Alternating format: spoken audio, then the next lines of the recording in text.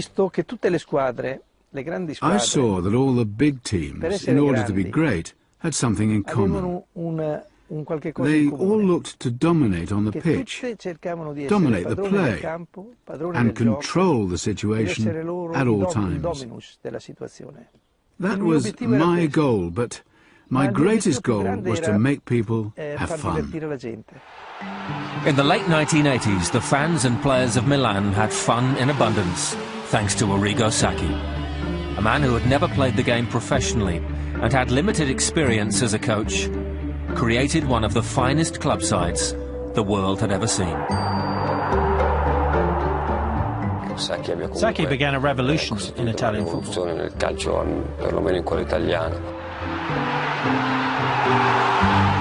What Sacchi achieved was football utopia.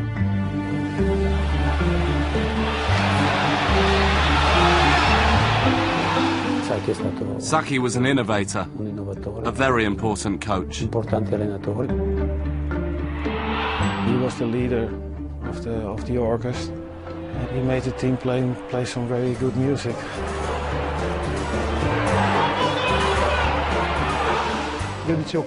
A manager must be like an orchestra conductor, but not only must he direct, but he is also the one that has written the piece.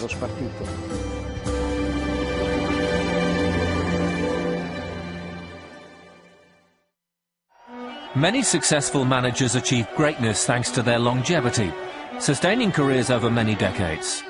Arrigo Sacchi's time in the spotlight was brief, but when he was at his peak, his flame burnt as brightly as any other. In 6 months we won the Champions League, the European Super Cup and the Intercontinental. And Ancelotti said, "We are the best in the world." The club, the players, the manager, they gave everything that they had in them, with desire, generosity, seriousness, enthusiasm and a pursuit of perfection. But I was tired. I couldn't give any more. I would ask for everything, and I would give everything, and I could no longer give my all. Arrigo Sacchi was born in Fusignano, in the northeast of Italy, in 1946. From an early age, football was his passion. That fervour outweighed his talent, and Sacchi soon realised that in order to make a career out of football, he had to turn his attention away from the pitch and towards the touchline. I began at Fusignano. I did the first 3 years not having much confidence in my intelligence and my skills. But I had a great work ethic, and with this team we would do training every day for a month, when they used to do 1 per week throughout the year. And we won the championship with these young kids. Sacchi's coaching career steadily progressed. A selection of minor roles in the lower divisions eventually led to his appointment at Parma. His first season saw the club win the Serie C title and promotion, but results in the Coppa Italia would shape his destiny. The first match, the Coppa Italia at Milan, and we went there with a squad full of kids that had just gone from C to B, and we won 1-0. Berlusconi came over and he said to me, "I will follow you carefully." We got to the quarterfinals, and again we got Milan. We returned to Milan in February, and we won 1-0. The sporting director of Milan rang me and he said, "The doctor wants to speak to you." The outspoken owner had made his choice. Beating Milan twice had sealed the deal. A relative unknown was installed as the new coach of AC Milan. I was 40 years old back then. I was a beginner. And he gave us the best conditions to work in, giving the team stability, not going off the handle, enthusiasm, never going over his authority, and just carrying the club with tranquility. If Berlusconi was happy with his decision, the Italian media were less impressed. They asked me, "How can you train champions if you've never been a champion yourself?" And I said, "I never knew you had to be a horse trainer, and this has never been a problem for me. This was an advantage for me." I think it's the preparation and the ideas of a person that are important, not whether they have played at a high level or not. I had not been a great footballer, and I didn't know anyone, but that was an advantage for me because I did not have a past. I could just have a future. Sacchi arrived during a time of upheaval for the Rossoneri. The previous decade had been an unhappy period, but Berlusconi was determined to return to former glories. When President Berlusconi took over the club, then the organisation changed. Everything was transformed. Right from the off, the President talks about becoming the best side in the world. We weren't even the best side in Italy yet, and weren't even challenging for the Scudetto. So we were very unsure of it all. He had the power and also the money to realise something really big. So we were convinced that he was a person which was sending us to the good way of winning trophies. Signed in 1987, Marco van Basten was an inspired choice, but there were others. Van Basten was the best of them, but not the most indispensable one. He was the best, but it was the classic case of the icing on the cake. The others made the cake, and he was the icing. Gullit was the leader. He had a very strong character. For me, he was number one. Gullit's importance was really the change in the club. He had the offensive mentality of the Dutch, and with his great charisma, he transferred that to all the other Italians in the group. Squad unity was fundamental. The players had never encountered such a distinctive coaching style. If I compare him with his predecessor, Mr. Lidholm was much more focused on the physical side of our game, much less on the mental side. Sacchi taught us to be unbelievably focused, to think about football all the time. It was very stressful, but I learned so much. He used to use Formula 1 as an example, and say, if someone doesn't go at 200 miles per hour in training, how can he do it in a race? So he trained diligently, but also intensely, and therefore Sunday became any other day for us. We managed to reproduce everything that we'd focused upon during the week. I was very demanding with myself and with them. I was very critical, but they knew that after my family, they were the most important people in my life. If Sacchi's training was demanding, it was also highly innovative. One of Sacchi's most famous coaching innovations that he did was he would have his full team line up on the pitch, and there would be no ball, and Sacchi would simply tell them where the ball was and what was happening. And they all had to react and move around the pitch and pretend they were passing the ball. You know, this idea that you can get 11 grown men to spend half an hour, you know, moving around the pitch, following an imaginary ball, but doing so in unison, doing so with the right cohesion, doing so in harmony, you know, is remarkable. And I think very few people other than Sacchi could have ever pulled that off.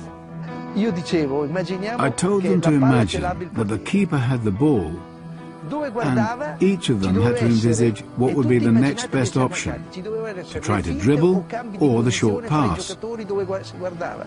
Then you could see them receive the ball, and Donadoni and Van Basten would change position, and that is how we trained them to think collectively about leaving their marker. Sacchi had imprinted some tactical concepts, and that Milan side almost played on memory. The movements were perfect at the back, the midfielders came back to help, and all of this was because of Sacchi's maniacal work, which actually ended with him stressing and exhausting all the players. Emilio Butragueño told me once that when we played against them, Real Madrid sent a spy to see our training session. And he returned saying that he understood nothing. It was 11 versus no one. Sacchi began badly. The players struggled to come to terms with his new methods. Early results weren't good, but Berlusconi backed his man. The beginning, as always, was a disaster. We lost our first away game against Fiorentina with a goal from Baggio. Espanyol took us out of the UEFA Cup and Ascoli from the Coppa Italia. We were about 8th or 9th in the table. We had to play the derby against Inter. I was on a one-year contract. Berlusconi arrived and said through the paper, "Today I am renewing Sacchi's contract for another year." The turning point came when we won away to Verona, and from there started the journey of this truly extraordinary team. Suddenly, everything clicked. Milan not only won, they did so with style. The Italian Catenaccio method was forgotten. Milan attacked from the off, overwhelming their opponents. In Italy, you score a goal and everyone retreats. And I would say, no, we score a goal and we keep attacking, because this is like boxing. If you land a good hook, you try to execute the definitive punch. And we have to believe in our game and our personality. After that difficult beginning, Milan soon found the title in their sights. It was a tough campaign, as that was the era of Maradona's Napoli, and we've been behind them all season, right up until the end. But every day Sacchi would tell us, "We will catch them, and we will win the title." We used to think he was a bit crazy, but he seemed sure of what he was saying. Sacchi was right. In his first season, Milan did catch Napoli. They'd not only won Serie A for the first time in 9 years, but they had played with a verve and attacking style rarely seen in Italy.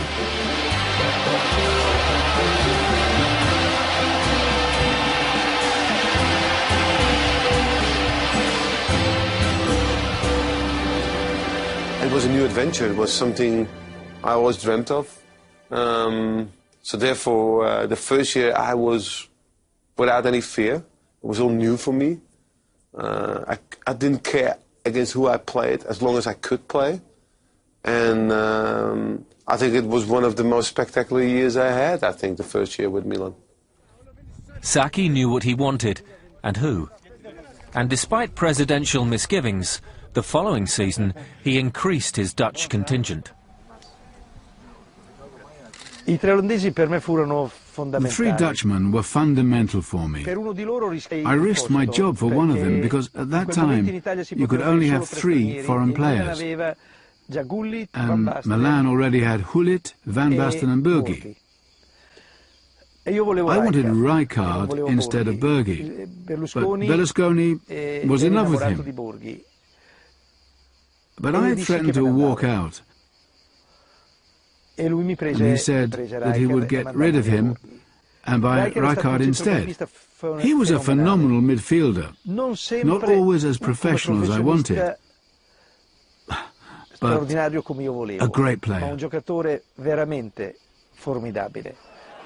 Milan were now chasing the biggest prizes. It had been 20 years since they had won the European Cup, but in 1989 they reached the semi-finals where they played Spanish giants Real Madrid. A spectacular Van Basten header earned the Italians a draw at the Bernabeu. But their performance in the second leg at the San Siro saw Sacchi's new Milan side on the cusp of greatness. That Real Madrid side was a great squad. All they needed to join the Golden Club was to win a Champions League final.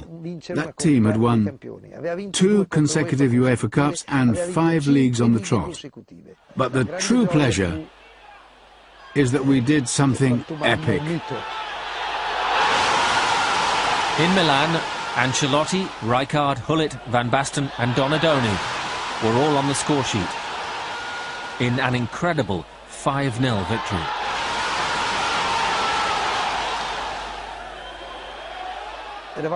We were like a block that moved backwards and forwards at a rhythm that they could not follow. It was impossible for them. And the thing about that squad was that they always wanted to score more. It was a fantastic moment for us. It was the moment when Milan dominated world football, but not just because of the victory, but also how it was achieved. It was a memorable performance, but it would mean nothing if the final was lost. On May the 24th, 1989, Milan met Romanian champion Steaua Bucharest in Barcelona. It was great. It was the first final and had something that these days is probably impossible to repeat. A stadium filled with red and black, up against maybe just 300 or 400 Steaua fans. It was an incredible sight, and not to mention the level of support we received. As soon as we saw the stadium, we knew we couldn't lose that game. I asked the players that evening what they thought. And Gullit said, "We will attack them from the first minute until we have no strength left." And that is how it happened. Milan were unstoppable. 2 goals each from Van Basten and Gullit meant a comprehensive 4-0 win. This was only the 3rd time in history that a European Cup final had been won by such a huge margin.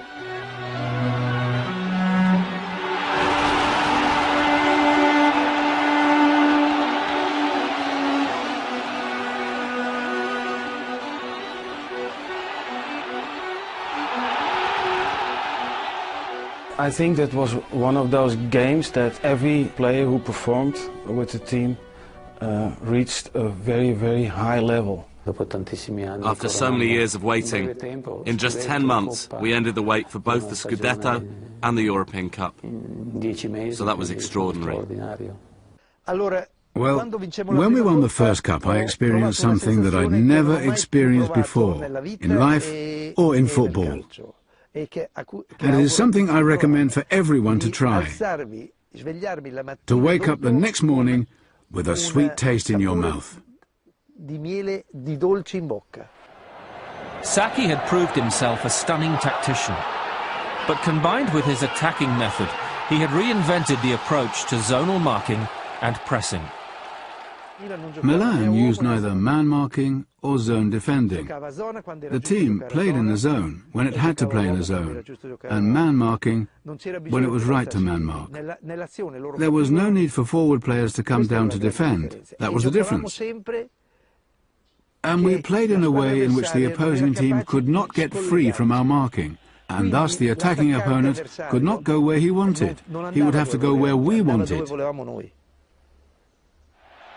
The countless hours practicing drills and movement off the ball had paid off. Everything Milan did was from memory. Sacchi had achieved something close to footballing perfection. We realised that everything we did in training would affect the game ahead, and that was extremely satisfying. It was hard work and involved real dedication, all of us striving towards Sunday's game.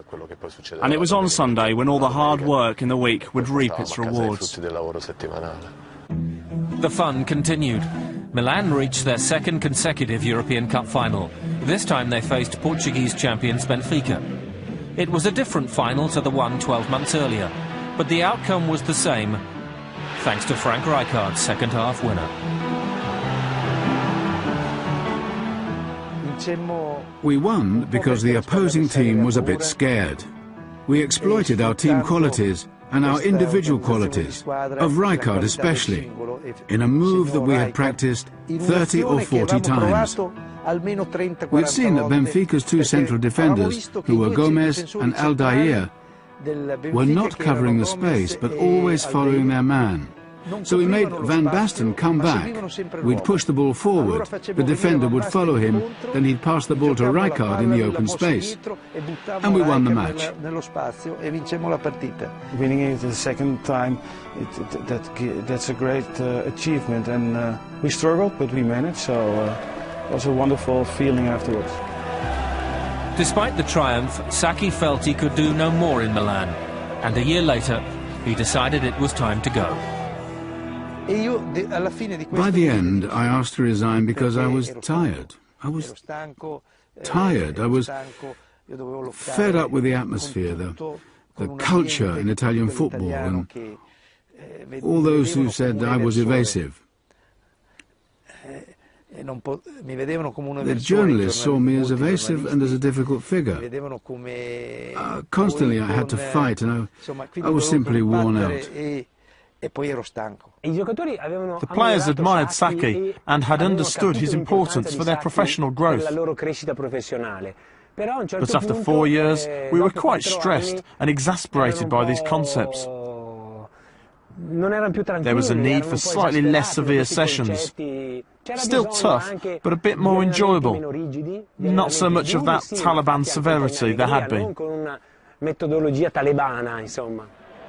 Building on the foundations laid by Sacchi, Fabio Capello took Milan to 4 Scudettos and 1 European Cup over the next 6 seasons. Sacchi took on the biggest job of them all, coach of the national team. A very different challenge. You spend 30 or 40 days per year with the national team. And with the club squad, I would do something like 300 training sessions. And the player in the national side would perform in a different manner. He could not have this security, confidence, imagination that he could have in a team where everyone collaborated and moved in a correct manner. So there was a big difference, and you had to be patient. His patience was tested to the extreme during the 1994 World Cup finals. Italy scraped through the group stage before Roberto Baggio inspired the team all the way to the final, scoring crucial goals in each of the knockout rounds. Waiting for them in Pasadena were Brazil. I remember 10 minutes into the game, I had an opportunity, but was unsure and failed to score. Berti, Baggio and myself all had chances in the second half. Brazil hit the post too, and had several chances themselves. But even after extra time, there was no winner, so it went down to the lottery of the penalty shootout. Misses from Franco Baresi and Daniele Massaro meant the player of the tournament, Roberto Baggio, had to score. He didn't. Brazil were crowned world champions, but Sacchi looks back with pride. I would have preferred to have won, of course, but I took it in my stride. The players that were crying, I told them, listen, when we started this, I asked all of you what would be the best result you could envisage. And most of you said to get to the quarterfinals, and only one said semi-finals. And look, we got to the final. And so, what else can you ask from life? Sacchi remained in charge until elimination from the group stage of Euro 96. There was another year at Milan, and spells with Atletico Madrid, Parma, and as director of football at Real Madrid. But he couldn't match his first spell at the San Siro. And he retired in 2005. What Sacchi achieved was football utopia.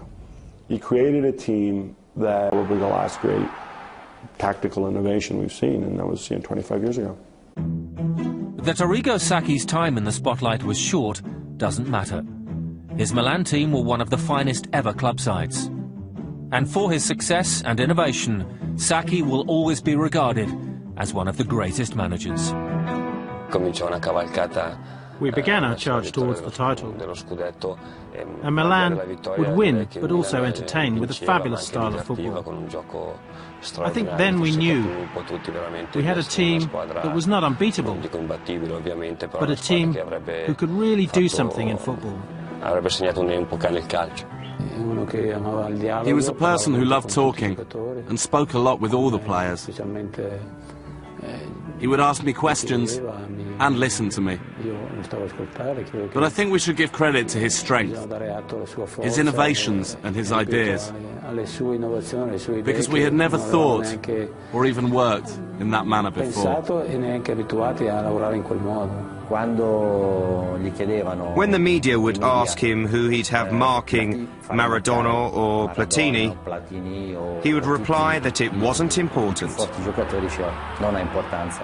I am one that loves football, and my first goal has always been to make people have fun, entertain them, and also make players excited. Donadoni once told me, during the week we worked so hard, but on Sunday we had so much fun.